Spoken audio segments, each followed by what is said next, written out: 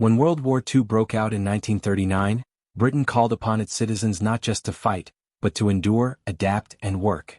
With millions of men sent off to war, it was the women left behind who stepped forward to keep the country functioning. Whether in factories, on farms, or in government offices, British women became an indispensable force on the home front, reshaping society and laying the groundwork for a transformation in gender roles that would echo long after the war ended. A nation at war, women step in. Before the war, most women in Britain were expected to be homemakers or work in traditionally female roles such as domestic service or teaching. But as the war escalated, the need for labor became urgent. The government launched a massive recruitment campaign encouraging women to do their bit. By 1943, nearly 90% of single women and 80% of married women under 40 were working in either military service or essential civilian roles. Factory workers, the munitionettes of World War II. One of the most critical roles for women was in wartime industry. Nicknamed munitionettes, women worked in factories producing bombs, bullets, and aircraft, tanks, engines, and naval equipment, gas masks and uniforms. Conditions were often dangerous, with long shifts and exposure to toxic chemicals. Accidents were common. Yet the work was vital. Women helped build the weapons that would ultimately defeat the Axis powers. At factories like Broughton, aircraft assembly, and Woolwich Arsenal, weapons manufacturing, women's output rivaled or surpassed that of their male predecessors. The land girls, farming for victory. With imports disrupted by German U-boats, Britain needed to grow more food. The Women's Land Army, WLA, was revived and thousands of land girls left towns and cities to work in the countryside. They plowed fields, harvested crops, and tended livestock. Filled labor shortages on farms across England, Scotland, and Wales. Lived in hostels or with local families, often facing isolation and hard physical work.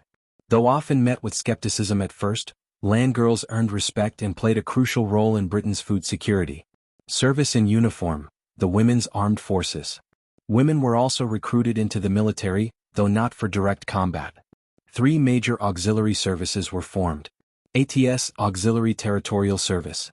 Women served as clerks, drivers, mechanics, anti-aircraft operators, and dispatch riders. WAF, Women's Auxiliary Air Force. They worked as radar operators, weather forecasters, and communications personnel.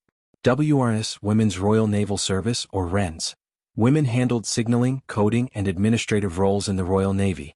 Some women even served in SOE, Special Operations Executive, conducting espionage and sabotage behind enemy lines, like the legendary Violet Sabo and Noor Inayat Khan. Civil defense and the Blitz. During the German Blitz, 1940 to 1941, women became central figures in civil defense. Air raid precautions, ARP, wardens guided civilians to shelters and enforced blackouts. Fire watchers and ambulance drivers risked their lives amid bombings. Nurses and first aid workers treated the wounded in makeshift hospitals.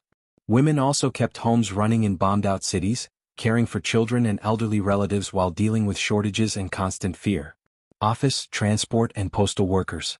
Women filled roles previously held by men in civil services and public infrastructure. Train conductors, bus drivers, and postal workers. Clerks, telephone operators, and bank employees. Managers of ration books, identity cards, and war savings programs. They helped maintain the daily rhythms of life and ensured vital government services continued. Challenges and resistance.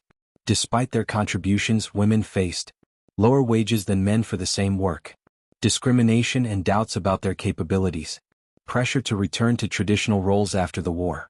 Still, the war had irrevocably changed public perceptions. Women had proven they were capable, adaptable, and essential to national survival.